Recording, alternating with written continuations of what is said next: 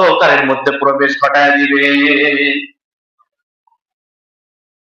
উলাইকা আসহাবুন নার, আল্লাহ রাব্বুল আলামিন বললেন এরা হলো আগুনের অধিবাসী, জাহান্নামের অধিবাসী।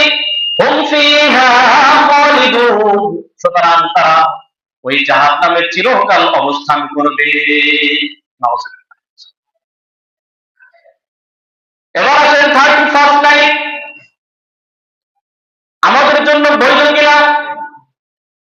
আল্লাহ রাব্বুল আলামিন তার গ্রন্থ আল-কোরআনে বলতেছেন, ইয়া আইয়ুহাল্লাযীনা আমানু লা তাত্তাখিযুল ইয়াহুদা ওয়ান নাসারা আউলিয়া বা'দুহুম আউলিয়াউ বা'দ। আল্লাহ পাক রব্বুল আলামিন ঈমানদারদেরকে ডেকে বলেন, ইয়া আইয়ুহাল্লাযীনা আমানু তাত্তাখিযুল ইয়াহুদা ওয়ান নাসারা, তোমরা ইহুদি এবং নাসারাদেরকে বন্ধু হিসেবে গ্রহণ করিও না। লা তাত্তাখিযু, গ্রহণ করিও না। কি গ্রহণ করিব না? ইহুদ এবং নাসারা, ইহুদি এবং নাসারা যারা রয়েছে তাদেরকে বন্ধু হিসেবে গ্রহণ করো না। বা'দুহুম আউলিয়াউ বা'দ, তারা একে অপরের বন্ধু, তারা একে অপরের বন্ধু, প্রকৃতপক্ষে তোমাদের বন্ধু না, তোমাদের কি শত্রু। বা'দুহুম আউলিয়াউ বা'দ ওয়া মান ইয়াতাওয়াল্লাহুম মিনকুম ফাইন্নাহু মিনহুম, সুতরাং যারা সৎ পথ থেকে মুখ ফিরিয়ে তাদের দিকে যাবে, ফাইন্নাহু মিনহুম, তারা তাদেরই দলভুক্ত। বলেন নাউযুবিল্লাহি মিন যালিক। ইন্নাল্লাহা লা ইয়াহদিল কওমায যালিমিন, নিশ্চয়ই আল্লাহ পাক রব্বুল আলামিন জালিম সম্প্রদায়কে হেদায়েত প্রদান করেন। তাহলে এই আয়াতের মাধ্যমে আমরা জানতে পারলাম যে ইহুদিদের কোন কালচার তো দূরের কথা, তাদেরকে বন্ধুত্ব স্বরূপ আচরণ তাদের সাথে করা যাবে না। আল্লাহ পাক রব্বুল আলামিন, আল্লাহ রাসূল সাল্লাল্লাহু আলাইহি ওয়াসাল্লাম তাদের কালচার গ্রহণ করা তো দূরের কথা, বরং তিনি বলতেছেন লা তাকরাবুস সালাতা লা তাকরাবুল ইয়াহুদা ওয়ান নাসারা ফি আয়াদিহিম, যে ইহুদি নাসারা মুশরিক যারা রয়েছে তাদের আনন্দের দিনে আনন্দকে তোমরা আনন্দ হিসেবে গ্রহণ করো না। আবার আরেক হাদিসে আল্লাহ রাসূল সাল্লাল্লাহু আলাইহি ওয়াসাল্লাম বলেছেন খালিফুল ইয়াহুদা, খালিফুল ইয়াহুদা, যে তোমরা ইহুদি নাসারা যারা আছে তাদের বিরুদ্ধাচরণ করো। কি করো? বিরুদ্ধাচরণ করো।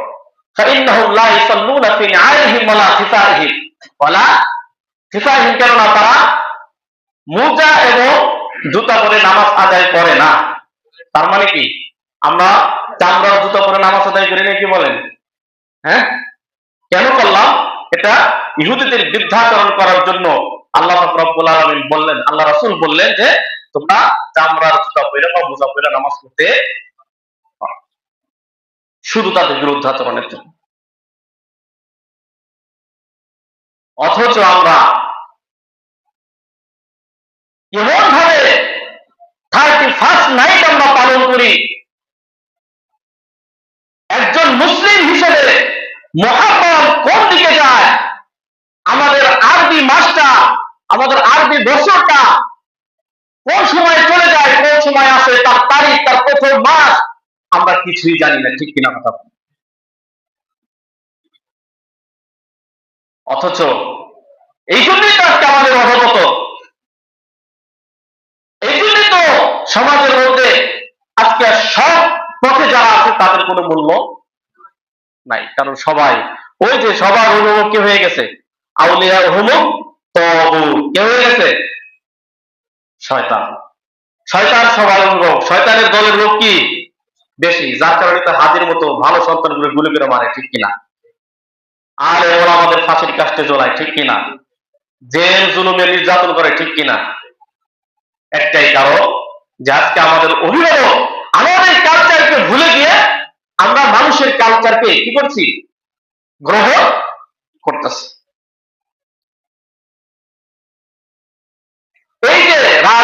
করে যে বাদ্য যন্ত্র আমরা বাজাই, এটা কি বৈধ ইসলামে? আল্লাহ পাক রব্বুল আলামিন বললেন, ওয়ামিনান নাসি মান ইয়াশতারি লাহওয়াল হাদিসি লিয়ুদিল্লা আন সাবিলিল্লাহি বিগাইরি ইলমিন ওয়া ইয়াত্তাখিযাহা হুজুয়া। মানুষদের মধ্যে কিছু লোক এরকম আছে যারা মানুষদেরকে পথভ্রষ্ট করার জন্য আল্লাহ তাআলার ব্যাপারে, কোরআন হাদিসের ব্যাপারে অনর্থক কথা বলে, হাসি তামাশা করে, গান বাজনা করে।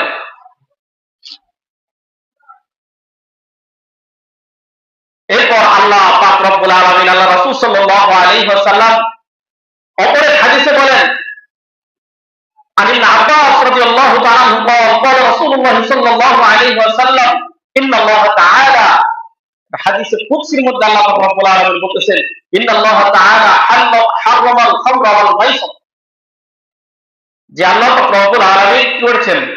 খামর এবং মাইসর, জুয়া খেলা এবং মদ কি করেছেন? হারাম করেছেন। অল্পবাতা এবং ঢোল তবলাকে কি করেছেন? হারাম করেছেন। এখানে তো অর্থ কি? পরের অংশে বলা হয়েছে যে উইলা আতুবাতু ওয়া তবলা, তবলা মানে কি? তবলা, ঢোল। তাহলে এই যে বাদ্যযন্ত্র বিশিষ্ট গান, এগুলো কি? হারাম। এবং হাদিসের মধ্যে, হাদিসের কুদসি কাকে বলে? যেটা সরাসরি আল্লাহ তাআলার কথা, যেটা সরাসরি আল্লাহ বলে, এটা কি বলে? হাদিসে কুদসি। আর যেটা নবীর মাধ্যমে বলা হয়, এটা হাদিস। এটা কি? তো এই হাদিসের কুদসির মধ্যে আল্লাহ পাক রব্বুল আলামিন সুস্পষ্ট ভাবে ব্যক্ত করলেন যে গান বাজনা বাদ্যযন্ত্র এগুলো কি? হারাম। আমরা গান বাজনা তো আছি, সুবহানাল্লাহ, আরো যা করে,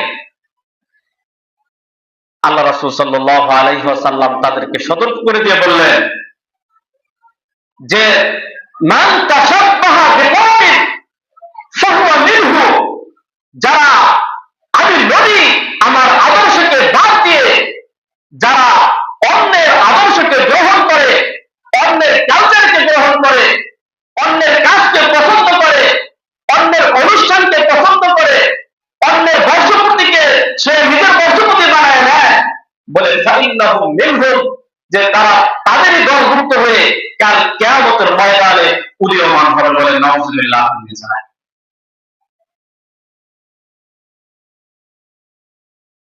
হ্যাঁ, যে 31st নাইট আমরা পালন করি, এরকম ভাবে বাদ্য বাজি শোনায়, এরকম ভাবে গান বাজনা বাজায়, বলে অনেক বছর অনেক শিশু মারা গেছে। ঠিক কিনা কথা?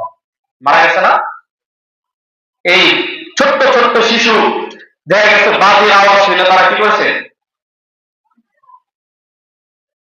অ্যাটাক করে কি মারা। আল্লাহ পাক রব্বুল আলামিন তাদের সম্বন্ধে বলেন, ওয়াল্লাযীনা ইউযুনাল মুমিনিনা ওয়াল মুমিনাতি বিগাইরি মাকতাসাবু ফাকাদ ইহতামালু বুহতানা ওয়া ইসমান মুবিনা। ওয়াল্লাযীনা ইউযুনাল মুমিনিনা ওয়াল মুমিনাত, যারা ঈমানদার মুসলিম এবং মুসলিমা বান্দাদেরকে কষ্ট দিবে, কি বলেন? প্রকৃতপক্ষে যারা ঈমানদার, তারা কি এই আওয়াজ শুনে খুশি হয়, কষ্ট পায়, নাকি খুশি হয়? কষ্ট পায় না, কি বলেন?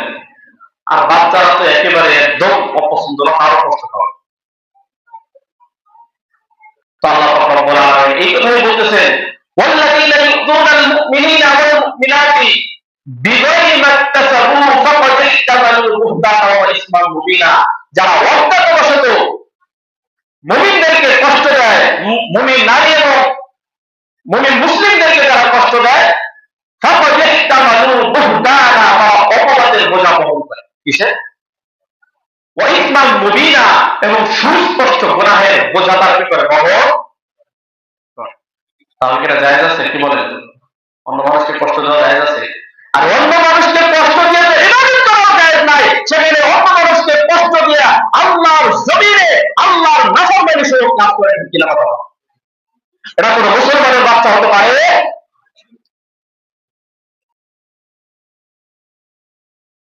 এই জন্য যারা গার্জিয়ান রয়েছে, আমাদের জবাবদিহিতা অবশ্যই করতে হবে। যদি বাচ্চা নাবালেগ হয়, কি হয়?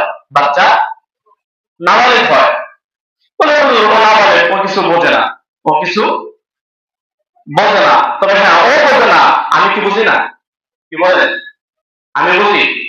আল্লাহ রাসূল সাল্লাল্লাহু আলাইহি ওয়াসাল্লাম বাচ্চাদেরকে ছোটকাল থেকে শিক্ষা দিতেন। কি দিতেন?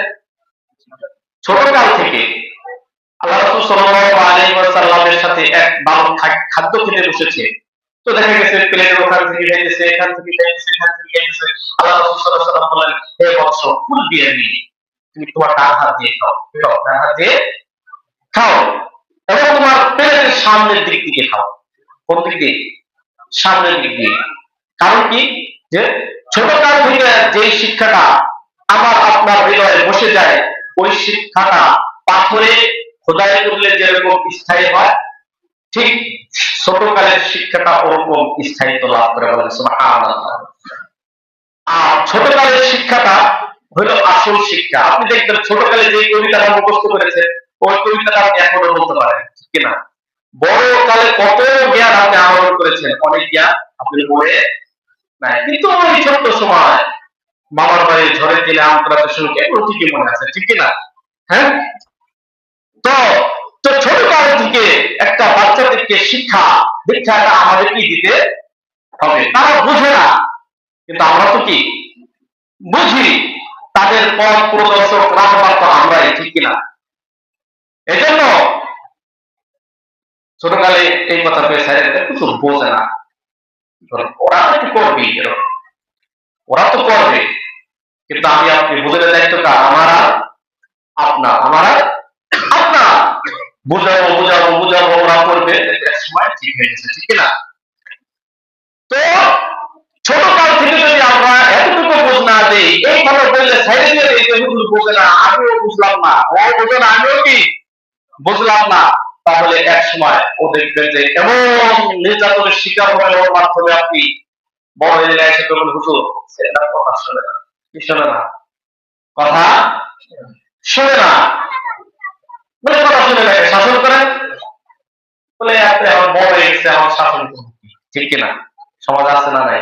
আপনি ছোট্ট একটা চারা, ছোট্ট একটা চারারে আপনি যেইভাবে লাগাবেন সে সেইভাবে লাগবে, ঠিক কিনা? ছোট্ট একটা চারা আপনি যখন লাগাইছেন, রোপণ করেছেন মাটিতে, রোপণ করার পরে আপনি দেখতেছেন যে গাছটা বাতাসে বাঁকা হয়ে গিয়েছে। কি হয়ে গেছে? কথাগুলো খেয়াল করে শুনেন, গাছটা বাঁকা হয়ে গিয়েছে। তো আপনি মনে ভাবতেছেন যে ছোট গাছ থাক, ওরা ঠিক বড় এলাকায় সোজা হয়ে যাবো, একটা কি সোজা হয়ে যাবো। এরপর যখন বড় হয়ে গেছে, এখন আপনি তার সোজা করতে গেছেন, আপনি তার সোজা হওয়া তো দূরের কথা, আপনার সত্যটা চাইলে যদি তার সোজা করবার যায়, সে তো সোজা হবে না, আপনার লেখাপড়া চাইবে, ঠিক কিনা কথা? এই জন্য ছোটকাল থেকে আজকে আমাদের সমাজটা কেন এরকম হলো, এরকম হয়ে গেছে। এই যে বাচ্চারা যারা এখন নওজোয়ান রয়েছে, দেখা গেছে ছোটবেলায় একটু ফুচকা কিনে দিচ্ছে, কান্নাকাটি করে, তারপর বাড়ি কিনে দিচ্ছে, ঠাস ঠাস করে বানাইছে, আমার তো দিই কিনে দিই, ঠিক কিনা? হ্যাঁ, এখন দেখা গেছে তাদেরকে বললেও তারা মানে না। এই জন্য আমরা যারা মুসলিম আছি, বিশেষ করে এই এলাকার মধ্যে যারা আছি, আল্লাহ পাক রব্বুল আলামিন যেন আমাদের সকলকে এই ইসলামিক অনিসলামিক সংস্কৃতি থেকে, এই 31st নাইট নামক নোংরামি থেকে আল্লাহ পাক রব্বুল আলামিন এই অনলাইনটা সমাজকে যেন হেফাজত করে, সকলে বলে আমিন। তো এখন এই দিনে আমাদের করণীয় কি? এই দিনে আমাদের করণীয় কি? আল্লাযীনা আমানু ওয়া লাম ইয়ালবিসু ঈমানাহুম বিযুলমিহিম উলাইকা লাহুমুল আমনু ওয়া হুম মুহতাদুন।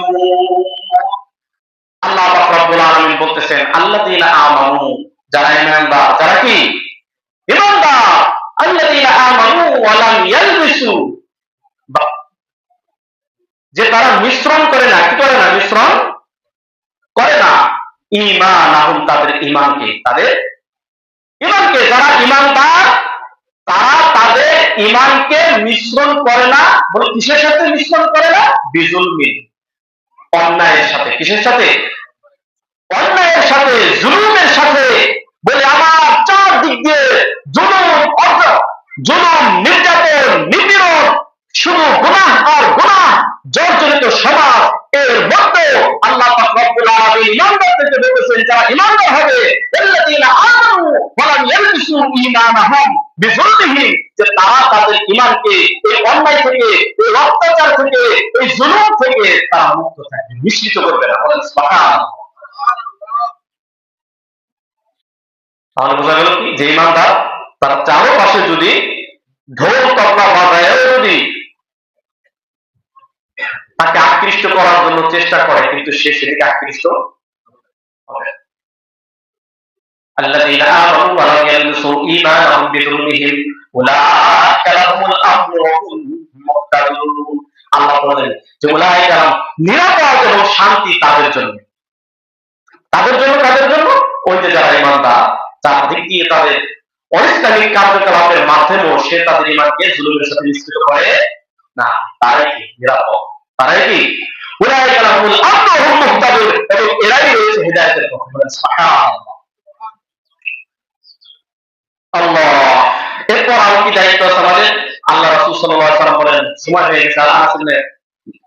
আনাস রাদিয়াল্লাহু তাআলা قال رسول الله صلى الله عليه وسلم الكيس من دان نفسه وعلم لما بعد الموت।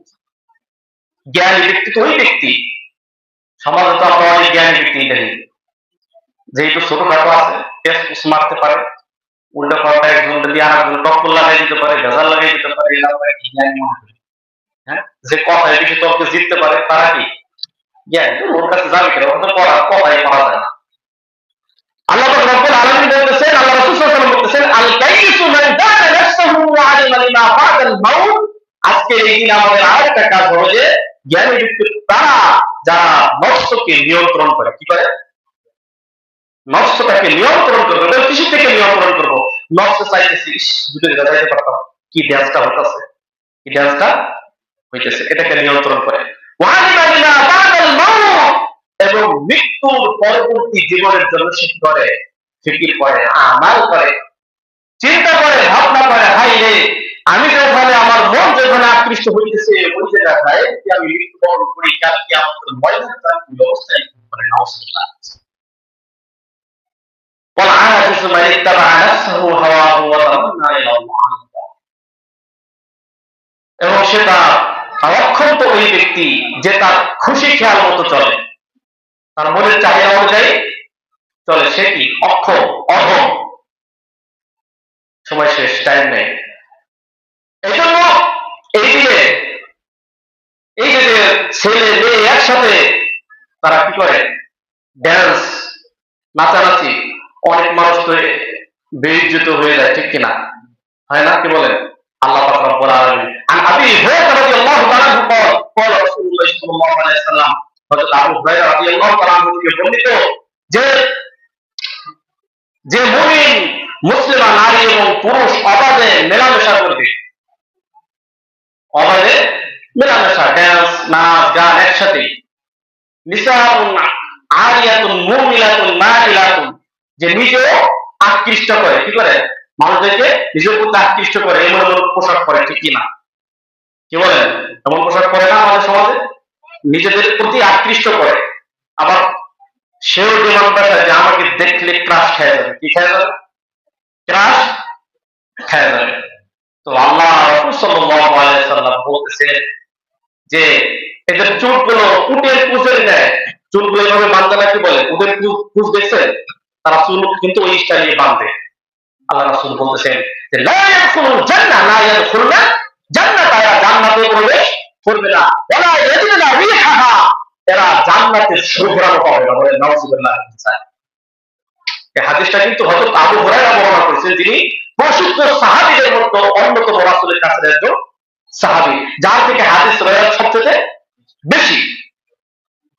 যে জান্নাতের ঘ্রাণ পাবে না, আল্লাহ রাসূল বলেছেন, তারপরে এই জান্নাতের ঘ্রাণ তো হাজার হাজার মাইল থেকে টের পাওয়া যায়, অথচ তারা সেই জান্নাতের ঘ্রাণও পাবে না। আল্লাহ